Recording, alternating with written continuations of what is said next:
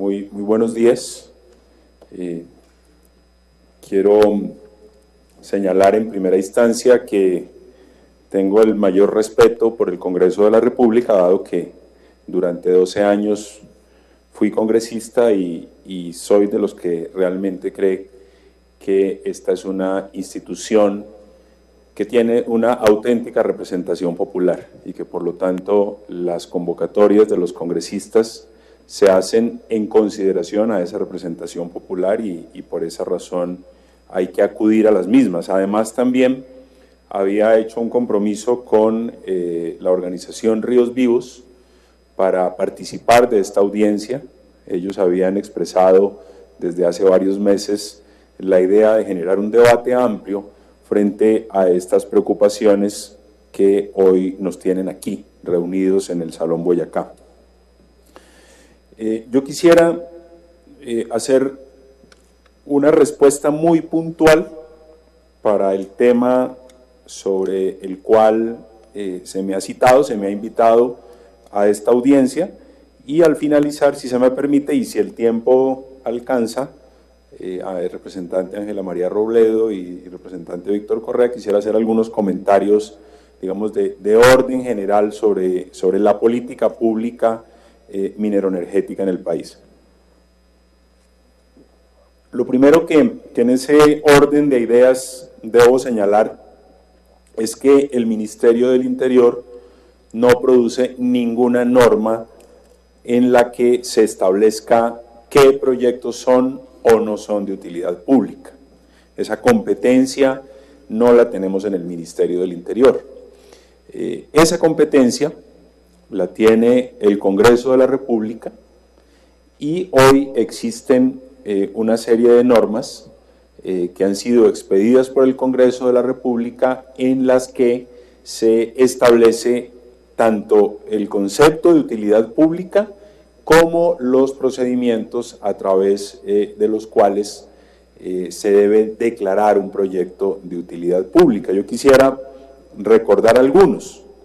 El decreto 1056 de 1953, que tiene todavía algunas disposiciones vigentes, que es el Código de Petróleos. La Ley 388 de 1997, que es la que define qué es un proyecto de utilidad pública o qué requiere un proyecto para ser considerado de utilidad pública. La Ley 1450 del año 2011, que es el Plan Nacional de Desarrollo 2010-2014, que por supuesto pues es aprobado como corresponde a una ley de la República por el Congreso Nacional. La Ley 1682 del año 2013, que versa sobre proyectos de infraestructura, también tiene algunas disposiciones sobre utilidad pública. La Ley 1742, la Ley 1753, estas últimas ambas del 2014. Esta última es el Plan Nacional de Desarrollo 2014-2018, y de todas estas leyes existen varios decretos reglamentarios, el 4628 del año de las competencias que la Constitución le atribuye.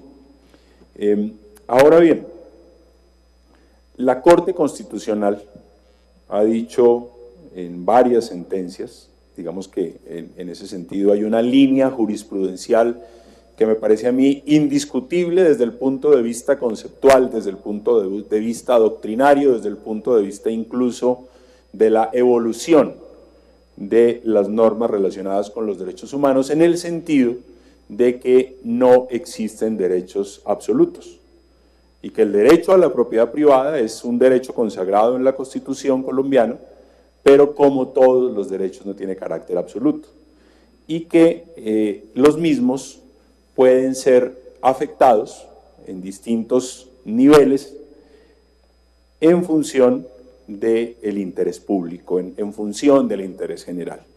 ¿Que cómo se define ese interés general? Pues esa es una discusión distinta, y creo que aquí el profesor que me antecedió en el uso de la palabra pues planteó unas reflexiones muy interesantes, pero dijéramos que desde el punto de vista de las competencias institucionales, es el Congreso de la República el órgano encargado de expedir las leyes. Y hoy hay unas leyes vigentes que definen qué es un proyecto de utilidad pública y que definen también cuáles son los procedimientos para considerar un proyecto con esa connotación.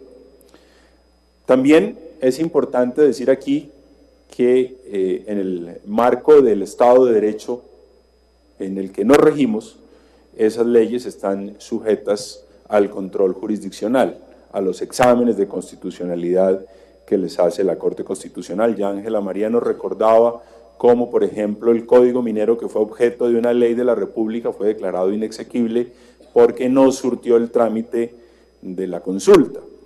Y en general, todas estas normas pues pueden ser objeto de decisiones judiciales que cualquiera sean ellas, el gobierno está en la obligación de acatarlas.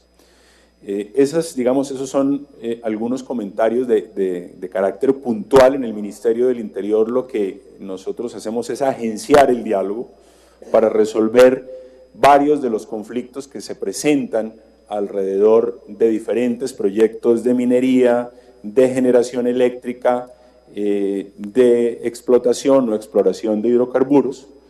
A eso dedicamos buena parte de nuestro trabajo. Con varios de ustedes me he encontrado en ese tipo de escenarios en donde a través del diálogo buscamos resolver las diferencias, las discrepancias o la conflictividad social, como algunos han querido llamar. No sé cuánto tiempo me queda, representantes. Me quedan 6 minutos. Bueno, me quedan 6 minutos, yo creo que no me los voy a gastar todos. Pero me parece importante, para terminar, como lo había anunciado, hacer algunos comentarios de carácter general sobre política pública. En materia mineroenergética, en materia, de explotación de recursos naturales. A mí me parece que lo que nos podría hacer mucho daño como nación es no encontrar fórmulas de entendimiento que nos permitan superar esa polarización o esas visiones extremas. Unas en el sentido de que toda la política mineroenergética es dañina para el medio ambiente, o, contrario sensu, que la política mineroenergética hay que desarrollarla a cualquier costo, dado que es una política estratégica que genera ingresos fiscales muy importantes, que genera empleo y que quizás los temas medioambientales pasarían a un segundo plano. Al menos yo, y estoy seguro que mis colegas de gobierno, no compartimos ninguna de esas visiones extremas.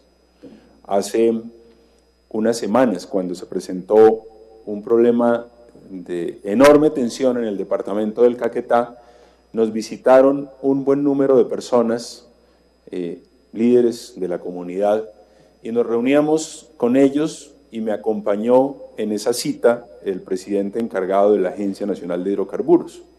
Y les decía el doctor Orlando Velandia en esa misma reunión, que si la disyuntiva es el agua o el petróleo, para el gobierno estaba clarísimo que era el agua, pero que había que examinar todos los casos, y en particular ese que se refería a unas labores de exploración petrolera que se estaban desarrollando en el departamento del Caquetá, para establecer si en efecto esas labores de exploración de sísmica pues dejarían al departamento del Caquetá o a varios de sus municipios sin el recurso hídrico. En eso yo quiero dejarlo absolutamente claro. Si la disyuntiva es el agua, si la disyuntiva es nuestro futuro ambiental, pues la decisión es clarísima: estamos por el agua, estamos por el futuro ambiental. Pero esas posiciones extremas de lado y lado creo que nos están haciendo mucho daño, y es necesario encontrar fórmulas de entendimiento en que en Colombia se pueda desarrollar la minería, se pueda explorar y explotar los yacimientos petroleros, se pueda generar energía, sin que eso signifique afectaciones ambientales y afectaciones de carácter social.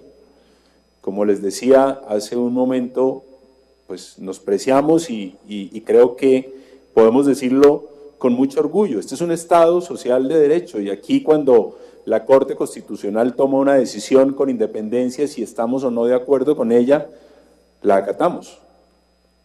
Luego aquí no existe una serie de decisiones arbitrarias, autoritarias, que no estén sujetas a los controles jurisdiccionales. Por lo tanto, eso debe a ustedes darles la tranquilidad necesaria de que este es un gobierno que respeta el Estado Social de Derecho, que este es un gobierno que le preocupa el futuro ambiental, que este es un gobierno que le preocupan también los recursos hídricos, pero que en cada caso particular pues hay que hacer un examen detallado de lo que está ocurriendo. Guillermo, tienes un minuto para terminar, pero yo sí quisiera, en aras de esto que dices tú, que toda esa normatividad no le compete al Ministerio del Interior, pero hay uno que sí le compete claramente y es la conflictividad social que se ha generado alrededor de este tema. Y declaraciones en su momento del presidente Santos, lo digo porque hemos hecho debates con Víctor, con Alirio Uribe, que decía que el presidente decía, bueno, salimos, ojalá de este conflicto político se va a venir una enorme conflictividad social que ya está presente pero que no vemos, y por eso el SMAT tendrá una enorme tarea. Entonces, y por el otro lado hay posiciones dentro del ministerio, dentro del gobierno, que se habla de diálogo social, que siempre se le ha escuchado, digamos, te la he escuchado a ti como congresista. Entonces, también ahí cómo van a dirimirse este tipo de conflictos que ya son una realidad. Tú estás hablando de lo del Caquetá, pero lo que ha pasado en el Meta, lo que ha pasado en Santander, lo que pasa en el Catatumbo también, en todo ese proyecto que tienen de vías, donde hay un profundo desacuerdo de las asociaciones ASCAMCAT, de la zona de reserva campesina, frente a las vías que quieren trazarse, que no tienen nada que ver con las necesidades de ese sector. Bueno, eso implica que voy a tener más tiempo para responder todo eso.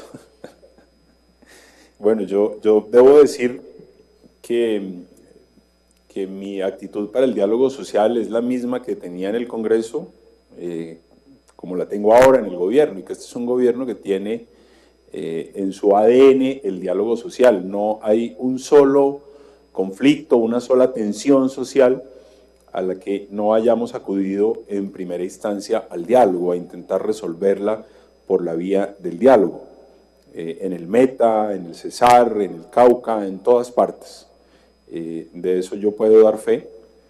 Cuando se han agotado las vías del diálogo, seguramente en algunas ocasiones ha existido intervención de la fuerza pública, y también cuando ha existido intervención de la fuerza pública y han surgido quejas, les hemos dado el trámite correspondiente y no dudamos en señalar que cuando exista algún tipo de responsabilidad de carácter disciplinario, de carácter penal, de algún miembro de la fuerza pública en sus actuaciones frente a la protesta social, pues que nosotros somos los primeros en celebrar que los jueces de la República o que los operadores disciplinarios tomen las decisiones que correspondan.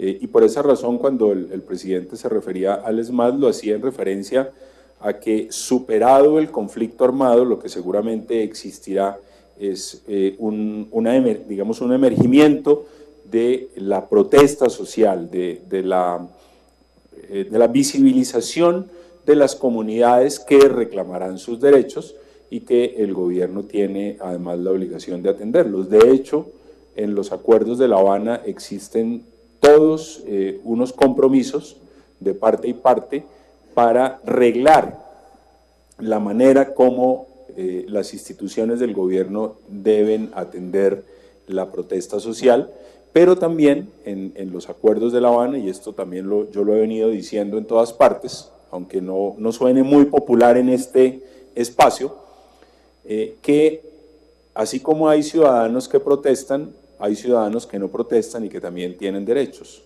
y que así como hay ciudadanos que protestan y afectan vías públicas, hay otros ciudadanos que no están protestando y a quienes también les asiste el derecho a la libre circulación, que es un derecho también consagrado en la Constitución. Lo más complejo de estar en el gobierno, y esta digamos que es una confesión personal, es poder uno equilibrar, ponderar los derechos de la totalidad de los ciudadanos. Y ese es un ejercicio complejo que hay que hacer todos los días. Así como la representante Ángela María Robledo señala los reparos de Ascamcat frente a unas vías en el Catatumbo, puede que otros sectores del Catatumbo sí compartan la existencia de esas vías. Así como Ríos Vivos tiene unos reproches frente a proyectos de generación eléctrica, puede que existan otros sectores en esas mismas zonas que tengan una visión distinta. Y el ejercicio nuestro es la ponderación de esos distintos derechos, de esas distintas visiones.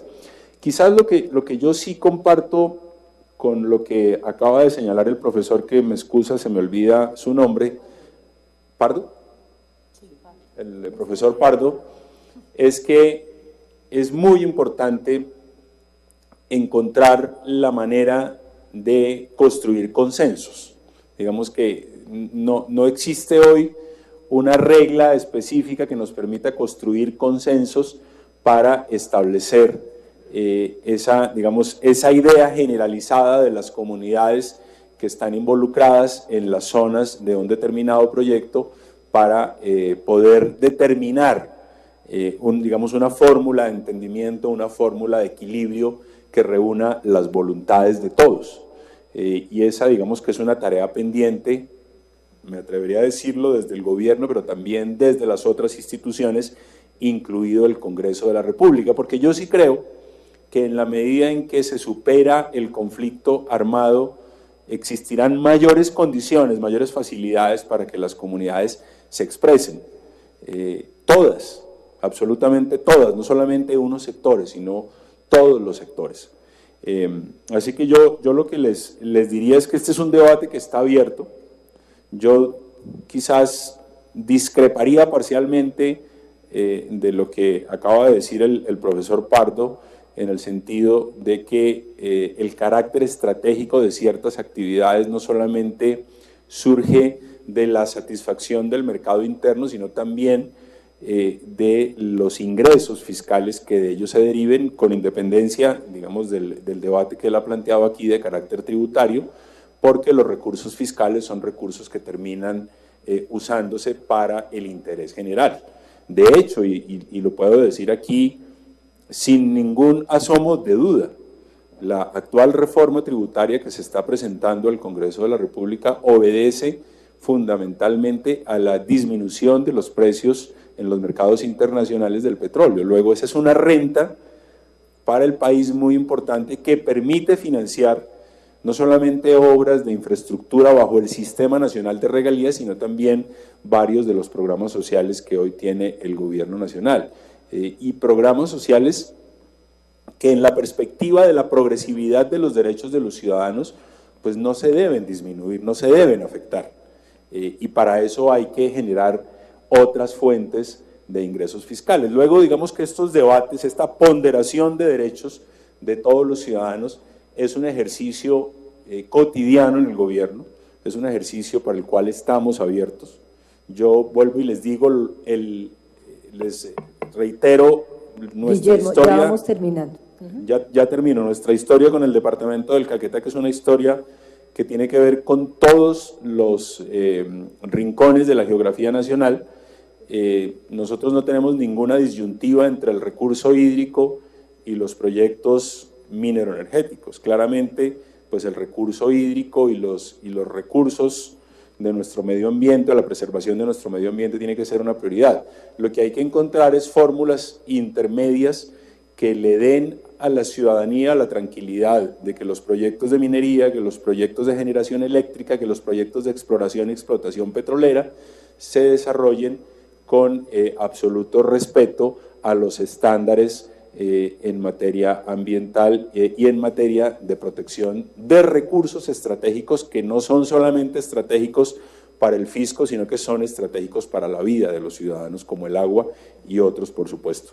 Esa es nuestra apreciación. Nosotros seguimos desde el Ministerio del Interior en total apertura al diálogo social para resolver la conflictividad, en total apertura para la discusión sobre conceptos tan importantes como los de utilidad pública y sobre todo de los procedimientos para construir consensos en torno a esos conceptos de utilidad pública. Muchísimas gracias.